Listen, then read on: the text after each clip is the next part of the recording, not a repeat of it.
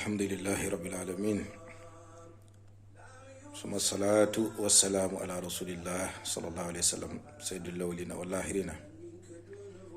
alhamdulillah yaayu Fayda TV ñu ngi leen di nuyu di leen ziyaara di leen ndokkeel ci liggéey bu rafet bi.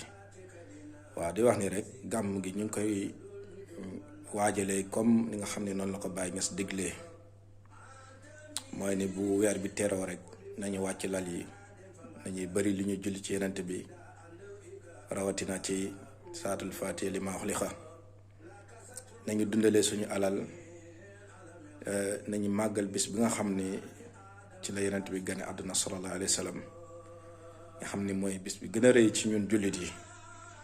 waaw kon ci loolu lañ koy dundalee di ñaan yàlla nañ ko fekkee ànd ak wér ak tal, te lépp luñ ci def rek yàlla nangul ñu ko bi jaay Seex al Islaam El Hadji Ibrahima Niass. alhamdulillah.